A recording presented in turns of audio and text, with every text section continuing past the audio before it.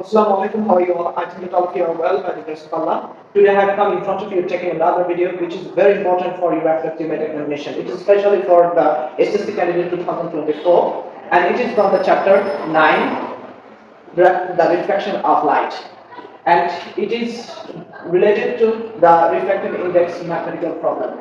And you are noticing a question which is written on my whiteboard and that I'm gonna read out. The velocity of light in Benton is 2 into 10 to the power 8 millisecond inverse 1 and the refractive index of kerosene with the respective engine is 0.96. Now determine the velocity of light in kerosene.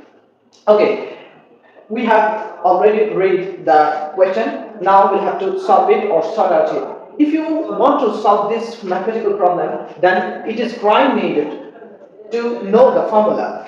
If you don't know how to define the formula, or if you do not know even the formula anymore, then it will be impossible for you to solve or sort out this mathematical problem. Okay, I'm going to write the formula.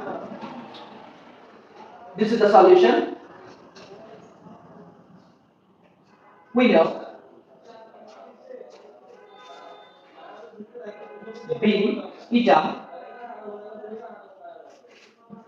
B eta K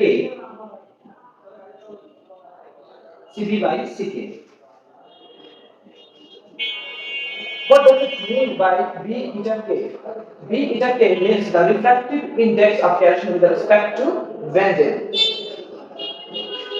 I mean the refractive index of kerosene with the respect to benzene. We have this value from the question 0.96 and we also have the velocity of light of in benzene medium and we need to determine the value of velocity of light in kerosene medium. So we can write it that Ck equal to Cb by B eta K. B eta K. Now we'll have to write data here. Cb equal to, the velocity of light in benzene medium is 2 into 10 to the power 8 and B eta K, the refractive index of kerosene with respect to benzene is 0.96. Now Ck is equal to what? We'll have to determine the value of this Ck. So we can place or insert or include these value in our equation.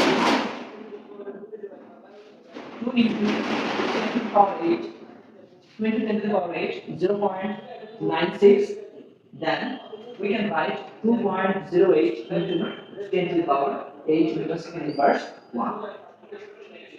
I think that you have got this mathematical problem very well, and it is the simplest way of sorting out this mathematical problem. If you even do not understand, please